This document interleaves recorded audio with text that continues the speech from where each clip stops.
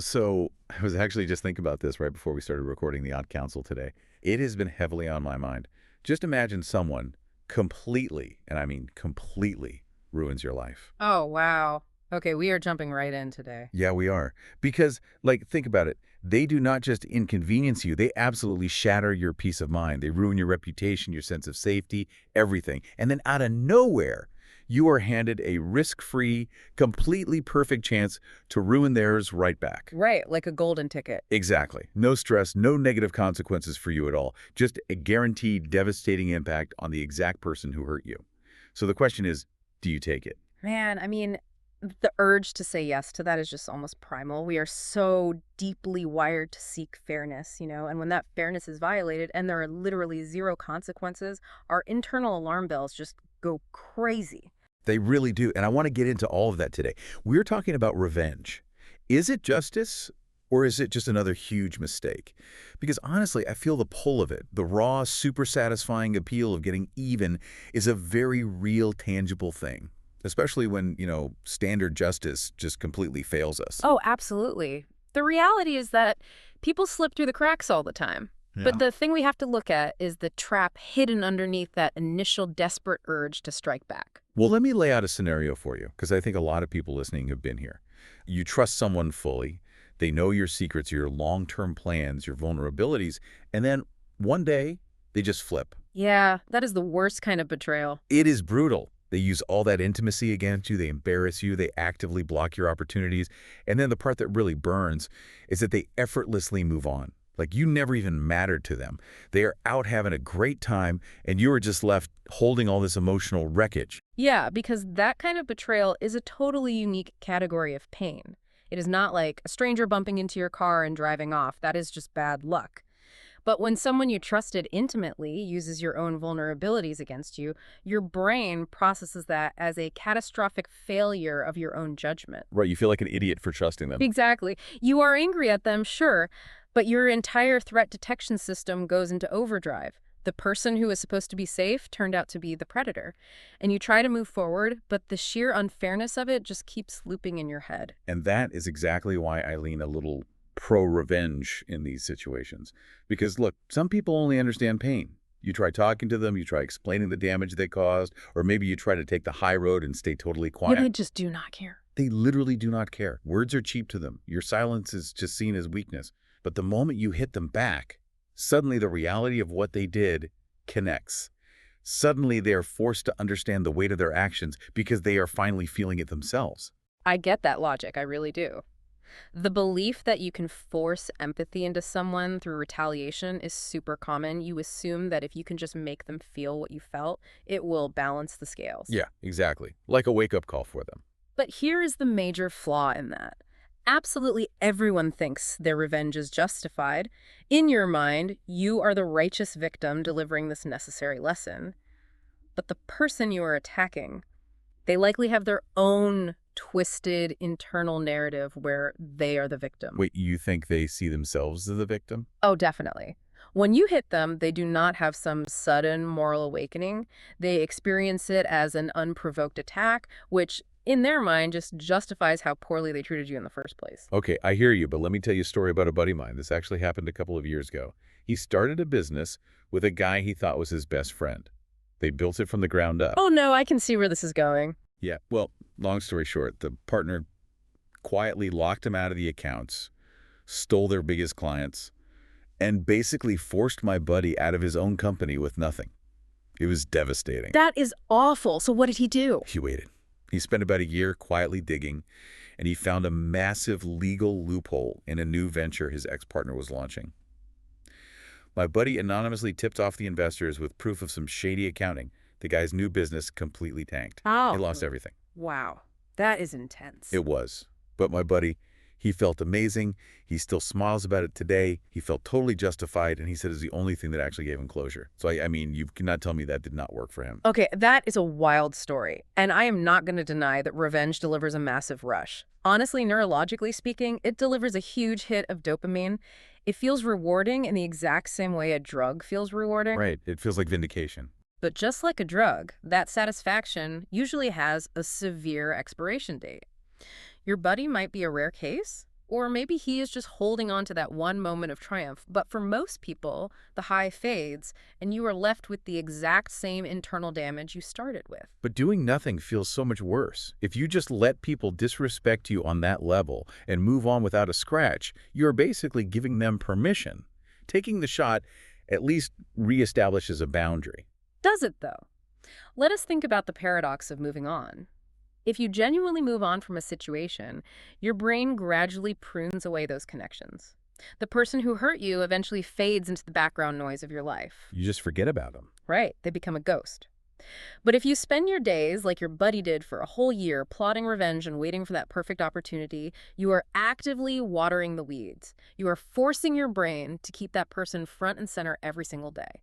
Okay, that is an interesting way to look at it. You are dedicating all your mental energy to the person who betrayed you. Exactly. You think you are fighting them, but revenge is actually just a form of attachment. Wait, attachment? Like love and friendship. Well, the brain does not really distinguish between positive and negative obsession. Attention is just attention. When you harbor this intense desire to get back at them, you remain deeply connected to them. You are holding an invisible leash. Oh, I like that metaphor. An invisible leash. Yeah, and you think you are holding the leash to control them, but the other end is tied right around your own neck. You are keeping yourself emotionally stuck. You are actively preventing your own healing because you refuse to let go. Okay, I have to admit, the invisible leash thing makes a lot of sense. You trap yourself in the exact same cage they put you in. But still, if it keeps us stuck, why do we crave it so intensely? Why does it feel like justice? That is the big question. We dress it up as justice because that is socially acceptable. Justice sounds noble, right? But revenge is not about justice at all. Are you kidding? When you are in that dark headspace, justice is literally the only word you use. You say, they deserve it, it is only fair, this is justice. You say that, but the true motive is actually much more vulnerable. It is about regaining control. Control, okay, break that down for me. Think back to that initial betrayal. When someone uses your secrets against you, when they discard you, the overriding emotion is not just anger, it is a profound sense of powerlessness. Oh, totally. You feel completely small. Yeah. Like you are just a passenger in your own life, and someone else just drove the car off a cliff. Right. They literally stole your power. So retaliation becomes this desperate mechanism to take that stolen power back. Fundamentally, your desire for revenge is not really about the other person's bad behavior. It is about repairing how powerless you felt in that terrible moment. But hold on. Even if it is just about taking control back, is not that still a win? You were powerless, you were made to feel small, and now, by striking back, you are not. You are proving that you are not just a victim who takes it. You are back in the driver's seat. It feels like a win in the short term, absolutely. Yeah. But it is an incredibly dangerous coping mechanism. Think of it like drinking salt water when you're dying of thirst in the desert. Salt water. Okay, I am listening. You take a gulp of salt water, and for a split second, your mouth is wet. Your brain goes, relief, I have solved the problem. But then it makes you more dehydrated. Exactly. The salt water actively accelerates your dehydration. It makes the underlying condition so much worse. Revenge is the same way. You get that split-second illusion of power, but you have not actually processed the trauma. You just engaged in a transaction of pain. Spot on. You traded their pain for a temporary illusion of your own power. You are not moving forward. You are just pacing back and forth in the exact same spot where you were hurt. Okay, the saltwater metaphor really hits home. So if taking the power back is just a temporary fix, we have to look at the bottom line. What is the actual long-term cost of this? If it does not bring true justice, what are we paying to get that quick rush? The cost is profound. It happens on a behavioral level. The real danger of the revenge cycle is the danger of joining them. Joining them, you mean becoming like them? Yes. Let me give you another example, a story about a woman I knew a few years back. She found out her boyfriend was cheating on her with one of her good friends. Oh, that is the worst. Okay. A double betrayal. Exactly. So she decided to scorch the earth. She gathered screenshots, emails, pictures, and she systematically sent them to their families, their employers, everyone. She got them both fired and completely humiliated them publicly. Honestly, good for her. Yeah. I bet that felt incredible. She said it felt amazing for about a week. But then the high wore off. She realized she had spent 6 months of her life doing nothing but spying, plotting, and obsessing. She lost sleep. She lost her focus at work. And the worst part, what? Her ex and the friend just moved to a new city and started over together. They moved on. But she was left feeling completely empty, bitter, and paranoid. She told me years later that she realized she had turned into this toxic, vindictive person. She hated who she had become. Wow, that is heavy. She destroyed them, but she kind of destroyed herself in the process. Exactly. In your relentless pursuit of making them hurt, in your willingness to plot and embarrass and scheme, you adopt their tool set. You mirror the abuser. So if you use their tactics, the lying, the manipulation, the deliberate cruelty, you are literally rewriting your own character to match theirs. You are permanently altering your own ethical baseline just to score a hit. You really are, because every action you take solidifies your internal self-image. If you act maliciously, even if you feel it is justified, your brain records you as someone capable of malice. To justify doing terrible things to someone else, you have to lower your own moral standards. You degrade your own character. Yes, and this entirely reframes the concept of walking away.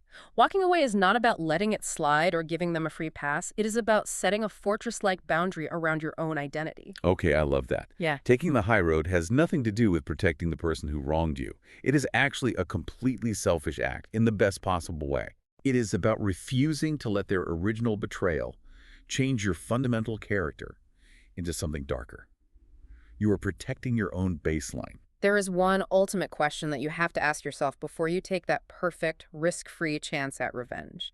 You have to ask, after I do this, who do I become? Who do I become? Man, that is hard because you might win the moment. You get that saltwater rush, you see the look of defeat on their face, but you lose something much deeper in the process. You are engaging in a transaction where the currency is your own identity. You are burning down your own house just to kill a spider. That is a perfect way to put it. You are trading your peace, your character, and your future emotional bandwidth for a fleeting moment of control over someone who has already proven they do not deserve a single second of your time. It really completely cools down the fire of the debate when you break it down like that. Because the urge makes total sense. It is a visceral, biological cry for fairness in a world that is, frankly, unfair. But the architecture of it is just a trap. It challenges us to elevate our response to pain. True power is not about mirroring the cruelty of others. True power is having the profound strength to protect your own humanity, even when the world is basically begging you to abandon it. It is about breaking the cycle, rather than just waiting in line to take your turn in it. Well, let us summarize the ground we have covered today. That sounds good. We started by validating that burning, raw desire for justice, the deep pain of a calculated betrayal by someone you really trusted. We talked about why doing nothing feels like a failure and why hitting back feels so incredibly right in the moment. Right, the dopamine hit. But then we unpacked the realities operating under the surface, the trap of emotional attachment, holding that invisible leash that just chokes you, how plotting revenge keeps you locked in a room with the person who hurt you. And how it is rarely about justice. It is really just a desperate cry for control. Yeah, a gulp of salt water to soothe the feeling of powerlessness. And finally, we saw that the ultimate cost of revenge is not what happens to them, but what happens to your own baseline identity. Who do you become? Understanding all of that is really the difference between just reacting to pain and actually healing from it. Which brings us to our final thought. We want to turn the focus entirely onto you, the listener. Think of that specific person who wronged you. You know who they are. The one whose actions still spike your heart rate when you think about them. We all have one. If you were handed the absolute perfect chance right now, no stress, no risk, guaranteed devastating impact, knowing what you know now about the invisible leash and knowing exactly who you might become if you take the shot, revenge.